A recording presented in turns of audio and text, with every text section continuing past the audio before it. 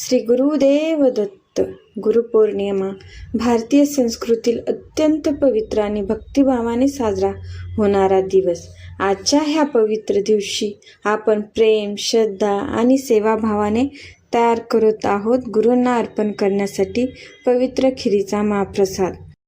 आजची खीर केवळ एक गोड पदार्थ नाही, तर ती आपल्या श्रद्धेचे, भक्तीचे आणि गुरूंवरील प्रेमाचे प्रतीक आहे.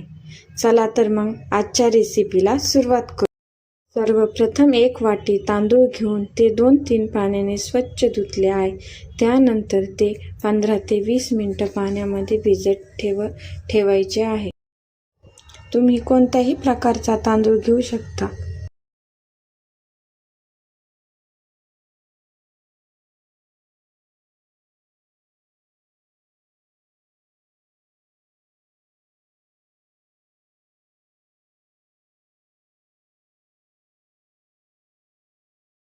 आता आपण खिरीसाठी लागणारे साहित्य पाहूया.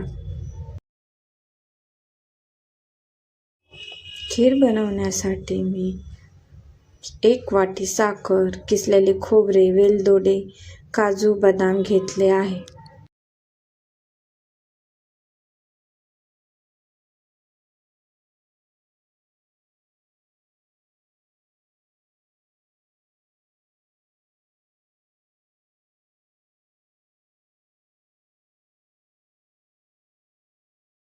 आता आपण काजू बदामाची काप करून घेऊत.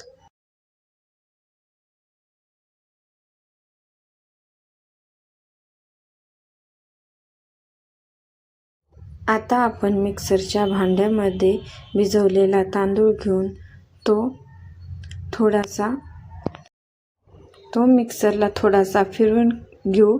जास्त बारीक करायचा नाहीये, थोडासा बारीक करायचा आहे, जेणेकरून आपली खीर दाणेदार होईल.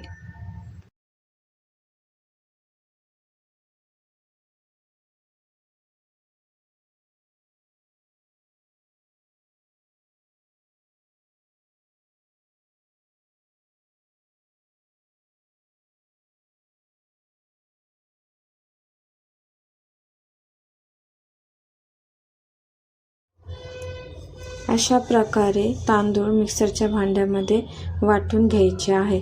आता आपण एक जाड बुडाचे पातेले घेऊन ते गॅसवर ठेवूया. खीर बनवण्यासाठी मी या ठिकाणी अर्धा लिटर दूध घेतले आहे. ते गरम करण्यासाठी ठेवू.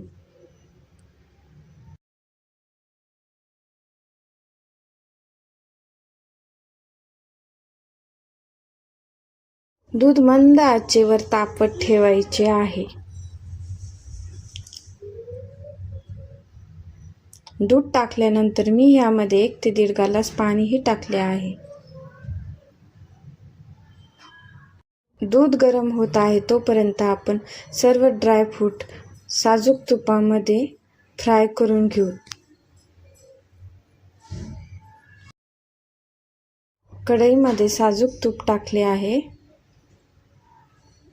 यामध्ये आता कापलेले बदाम व्यवस्थित फ्राय करून घेऊ.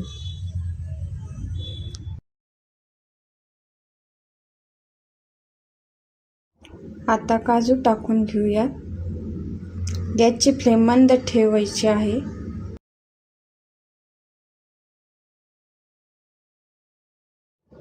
यानंतर किसलेले खोबरे घेऊन व्यवस्थित खरपूस भाजून घेऊ.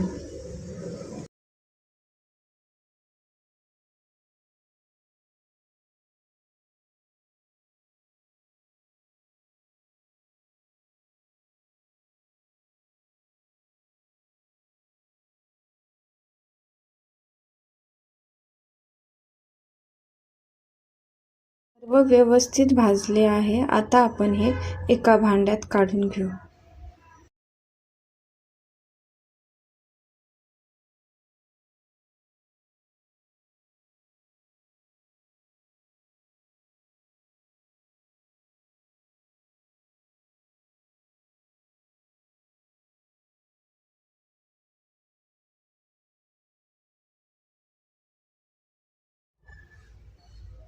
दूध तापले आहे. ह्यामध्ये वाटलेले तांदूळ टाकूयात. तांदूळ टाकल्यानंतर व्यवस्थित मिक्स करून घ्यायचे आहे, नाहीतर गुठळ्या होण्याची शक्यता असते. त्यामुळे खीर सतत ढवळत राहायची आहे. खीर 10 मिनिटं मंद आचेवर शिजू द्यायची आहे आणि सतत ढवळत राहायचे आहे, म्हणजे खिरीतला तांदूळ व्यवस्थित शिजला जाईल व आपली खीर दाणेदार होईल. अजिबात गुठळ्या होणार नाहीत. खिरीमध्ये जर गुठळ्या झाल्या तर पातेले खाली घेऊन व्यवस्थित गुठळ्या फोडून पुन्हा गॅसवर ठेवा. आता आपण ह्यामध्ये भाजलेले सर्व ड्रायफ्रूट टाकून घेऊयात.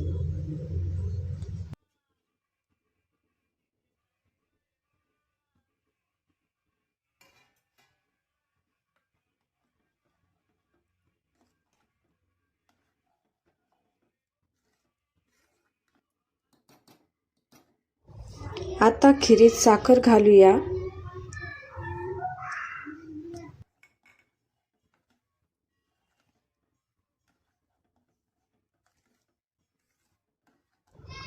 वेलची पूड घालून व्यवस्थित मिक्स करून घेऊया. या सर्व पदार्थांमुळे खिरीची चव तर वाढते.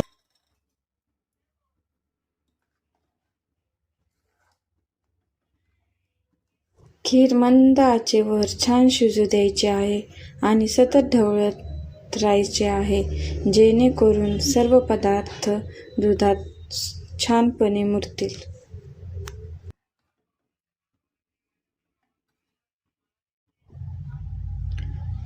तुम्हाला खीर जर पातळ हवी असेल तर तुम्ही त्यामध्ये दूधही ॲड करू शकता. पाहू शकता आपली खीर तयार झालेली आहे. ही खीर सर्वात अगोदर आपण गुरूंच्या चरणी अर्पण करूया व गुरूंना मनापासून प्रार्थना करूया. आजची ही रेसिपी आवडली असेल तर घरी नक्की ट्राय करा.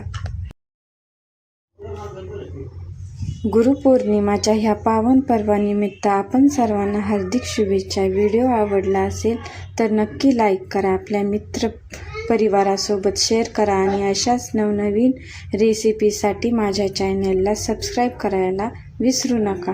धन्यवाद.